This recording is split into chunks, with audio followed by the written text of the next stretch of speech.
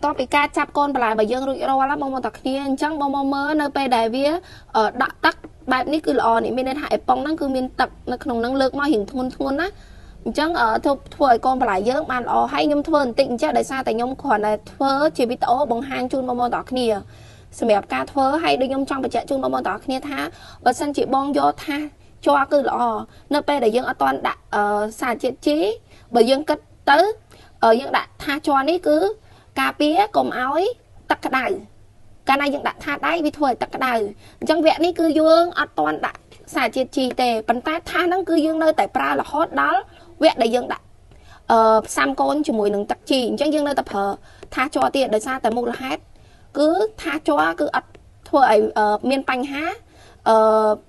កូនបន្លែដូចថាដៃទេថាដៃគឺវាធ្វើឲ្យសារជាតិជីយើងអត់ល្អអញ្ចឹងយល់ល្អបង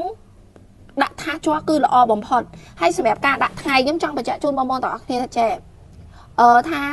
ការដាក់ត្រូវថ្ងៃទី1អត់ធ្វើឲ្យកូនបន្លែយើងដកកទេកាលណាកូនបន្លែយើងដកកអារបៀបថាវែងដោយស្ដេចបដោះគឺកូនបន្លែហ្នឹងអត់ល្អទេកូនបន្លែហ្នឹងគឺវាមានបញ្ហា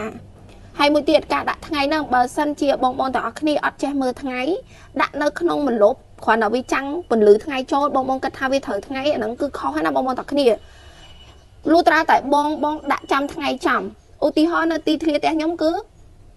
ខាងលើមានដបូលប៉ុន្តែថ្ងៃគឺដេញចូលមិនមែនកន្លែងនេះអត់មានថ្ងៃគ្រាន់តែពន្លឺជះចូលទេណាគឺដាក់ការទេអញ្ចឹងបងលុះតែមានថ្ងៃចូលដូចខ្ញុំអញ្ចឹងដៃខ្ញុំគឺត្រូវថ្ងៃចំតែម្ដងទៅកូនបន្លែបងល្អកាលណាដែលបងដាក់នៅក្នុងម្លប់គ្រាន់តែជាពន្លឺជះមកដូចខាងក្នុងនេះអានេះគ្រាន់តែពន្លឺជះមកក៏ប៉ុន្តែថ្ងៃគេនៅខាងនេះទេអានេះគ្រាន់តែពន្លឺជះមកវាធ្វើឲ្យភ្លឺដូចគ្នាអ្នកខ្លះគាត់ច្រឡំថាវាជាថ្ងៃអញ្ចឹងកាលណាដែលកូនបន្លែដុះមកដកកបងត្រូវដឹងថាទី1វាអាចឲ្យលួយកូនកាលណាវាដកកពីដំបងឡើយវាអត់តន់ឲ្យលួយទេណាវាមានពីរវាអាចឲ្យលួយភ្លាមនិងអត់តន់ឲ្យលួយភ្លាមកាលណាកូនបន្លែដកកភ្លាមចេះឧទាហរណ៍ណានេះខ្ញុំឧទាហរណ៍បងមើលអានេះខ្ញុំបដលលើដីទេប៉ុន្តែបើសិនជាសាឡាត់ស្ពៃកាលណាលេងដកកអញ្ចឹងគឺវាអត់ល្អប៉ុន្តែអានេះវាមិនប្រភេទពួកសាឡាត់ស្ពៃទេគឺវាប្រភេទតសក់ប៉ុន្តែកាលណាដែលយើងបដោះស្ពៃហើយសាឡាត់ទៅដកកអញ្ចឹងមានន័យថាកូននឹងវាដូចពីយវាចេញជាវ៉ាព្រោះនេះដើមគេដើមប្រភេទវ៉ាស្រាប់ហើយអញ្ចឹងអត់អីទេតែបើសិនជាស្ពៃសាឡាត់នេះវាមិនមែនជាពពួកវ៉ាទេណាបងទាំងគ្នាគឺកាលណាដែលនេះខ្ញុំឲ្យបងទាំងអស់គ្នាមើលមានន័យថាគេដោះមកគឺគេខ្លំអញ្ចឹងហ្មងវាមិនមែនដកកព្រោះខ្ញុំធ្លាប់កាលណាខ្ញុំសាកដកពិសោធន៍មើលដាក់វាអត់ត្រូវថ្ងៃចាំអញ្ចឹងមានន័យថាវាលូតឡើងវែងចេះលូតនៅឡើងកពស់ណែវាមិនដូចថាអានេះយើងនិយាយចេះអានេះដូចថាវាកទឿជាប់ក្រិនមូលខ្លំរបស់គេវាសំនឹងជាស្ពៃវាមិនមែនជាវ៉ាតែបើសិនជាស្ពៃនឹងដូចគ្នាបើសិនជាបងដាក់នៅក្នុងម្លប់គឺវាពាយវាចេញដូចវ៉ាអញ្ចឹងដកកឡើងវែងហើយកូនបន្លែហ្នឹងក៏ដូចគ្នាដែរអញ្ចឹងមានសិស្សមួយចំនួនណាដែលខ្ញុំឃើញគាត់ដាំណាខបច្ចេកទេសអ្នកដែលគាត់រៀនដាំខ្ញុំតែងតែឮគាត់និយាយថាមិនក៏ខ្ញុំដាំទៅកូនបន្លែហ្នឹងធំហើយប៉ុន្តែយូរទៅអាលួយគល់យូរដាច់ករបៀបស្វិតគល់ឥឡូវនេះស្លឹកស្រស់ធម្មតាដល់ពេលអាគល់នេះយូរទៅស្វិតអាហ្នឹងមូលហេតុវាអត់ត្រូវថ្ងៃកាលណាកូនបន្លែដកកអត់ត្រូវថ្ងៃគឺវាធំក៏វាអាចអាលួយគល់អញ្ចឹងបាទខ្ញុំចង់បញ្ជាក់ជូនបងថាចេះការអាលួយបន្លែអ្នកដែលគាត់ដាំបន្លែគាត់មូលហេតុអាលួយគឺវាមានច្រើនមែនតើក្នុងការអាលួយអញ្ចឹងហេតុអីគាត់ឆ្ងល់ថាម៉េចក៏គាត់ធ្វើដូចគេហើយចាប់ចុកអេប៉ុងដូចគេហើយអីដូចគេហើយហេតុអីកូនបន្លែនឹងអាលួយបងត្រូវចាំថាថ្ងៃក៏ធ្វើឲ្យកូនបន្លែយើងល្អថ្ងៃក៏ធ្វើឲ្យកូនបន្លែយើងធំធាត់លូតលាស់បានល្អដែរហើយវាធ្វើរស្មីសំយោគឲ្យកូនបន្លែយើងនឹងធំធាត់ល្អមានសុខភាពល្អកាលណាតែបងអត់ដាក់ត្រូវថ្ងៃវាដោះមករញអត់ធំទេគឺក្រិនរហូតទោះជាបងដាក់ជីក៏ដោយមិនប្រកាសថាបងដាក់ជីទៅបន្លែធំល្អទោះដាក់នៅណាក៏វាធំល្អខុសគ្នាបងទាំងគ្នាបងសាក់ដាក់ជីហើយដាក់នៅក្នុងម្លប់គឺកូនបន្លែហ្នឹងទូចរហូតក្រិនរហូតដល់តែអាលួយងាប់ទៅវិញគឺអត់ធំទេដោះបានតែស្លឹក2ស្លឹក3គឺអាលួយងាប់ទៅវិញហើយទោះបងចេះឆ្ងល់ចេះបងអើយខ្ញុំដាក់10ថ្ងៃហើយហេតុអីវានៅដោះតែស្លឹក4វាអត់ដោះស្លឹកបន្តរហូតដល់ធំក្រិនមិនក៏ទូចអញ្ចឹងខ្ញុំបានប្រាប់គាត់ថាបងដូបវាទៅដាក់ត្រូវថ្ងៃកាលណាដាក់ត្រូវថ្ងៃគឺកូនបន្លែហ្នឹងលូតលាស់ធំលឿនមែនតើហ្មងហើយខ្ញុំចង់បញ្ជាក់មួយទៀតបើសិនជាបងផ្ទះដែលគាត់ឧទាហរណ៍ដូចខ្ញុំបញ្ជាក់មុនហ្នឹងអញ្ចឹងអត់មានថ្ងៃអត់មានពេញ24 để thà pin mà ngày bao là nghỉ tê bên đây thà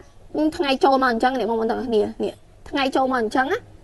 mình từ 4 ថ្ងៃ នៅ ở lối ថ្ងៃ ដេញ បើ សិន ជា ថ្ងៃ ដេញ អញ្ចឹង ក៏ ល្អ ដែរ បាន 2 ទៅ 3 ម៉ោង ក៏ គាត់ អាច ដាំ បាន ដែរ អានេះ នៅ ក្រុម ដំបូង ប៉ុន្តែ វា មាន ន័យ ថា ថ្ងៃ ដេញ ចូល វា មិន នៅ ក្នុង ម្លុំ ចេះ អានេះ គេ ហៅ ថា គ្រាន់ តែ ជះ កម្ដៅ ថ្ងៃ តែ វា អត់ ចំ ត្រូវ ថ្ងៃ អញ្ចេះ ហ្មង ណា នេះ អានេះ ត្រូវ ថ្ងៃ បង បង គ្នា អានេះ វិញ គឺ គ្រាន់ តែ ពន្លឺ អញ្ចឹង យើង អត់ ដាក់ ត្រូវ ពន្លឺ អញ្ចឹង ទេ គឺ កូន បន្លែ មាន បញ្ហា អញ្ចឹង បង ត្រូវ រៀន យល់ ឲ្យ ច្បាស់ ក្នុង ការ ដាំ បន្លែ លើ ទឹក ឥឡូវ វគ្គ នេះ គឺ ខ្ញុំ ដល់ វគ្គ ដាក់ វា ឲ្យ ត្រូវ ថ្ងៃ អញ្ចេះ ហើយ ហើយ ដោយ សារ តែ ថ្ងៃ ឥឡូវ វា ក្តៅ ខ្លាំង ណាស់ បង បង ទាំង គ្នា អញ្ចឹង បើ សិន ជា អាច យើង ដាក់ វា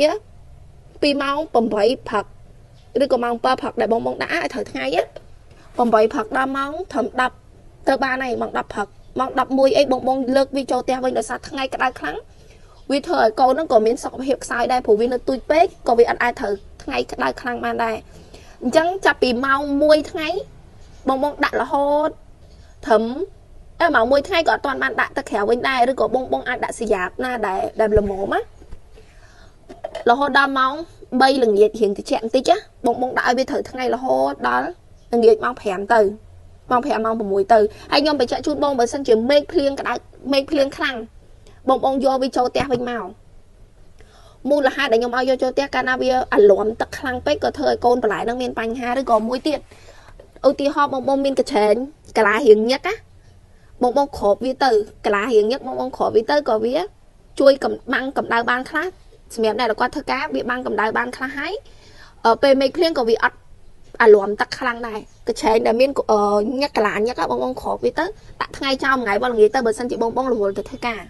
ហើយ សម្រាប់ អ្នក ដែល គាត់ បដ ម្ដង ជោគជ័យ បង ព្យាយាម បដ ម្ដង ទៀត ធម្មតា យើង អត់ ទាន់ មាន បទពិសោធន៍ អញ្ចឹង យើង បដ មាន បញ្ហា អញ្ចឹង យើង អត់ ដឹង ថា មក ពី អី បើ យើង មាន បញ្ហា អញ្ចឹង យើង សាក បដ ម្ដង ទៀត អញ្ចឹង បង ខ្ញុំ នឹង ព្យាយាម តាម ដាន បង ទាំង គ្នា បង ធ្វើ ថត ដាក់ ចូល ក្រុម ឬ ក៏ ឆាត មក នាង ខ្ញុំ ផ្ទាល់ ពេល ដែល ធ្វើ ហើយ អញ្ចឹង នៅ ពេល ដែល មាន កំហុស កន្លែង ណា មួយ បង អត់ ដឹង គឺ ខ្ញុំ អ្នក ព្រាន នេះ ខ្ញុំ មើល ទៅ ឃើញ ខ្ញុំ ដឹង គឺ ខ្ញុំ ប្រាប់ ភ្លាម ពី មូលហេតុ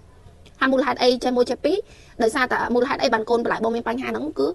ដូច យើង ប្រឹក្សា យោបល់ អញ្ចឹង ពេល ដែល បង ធ្វើ ហើយ អញ្ចឹង គឺ ធានា បាន ផល 100%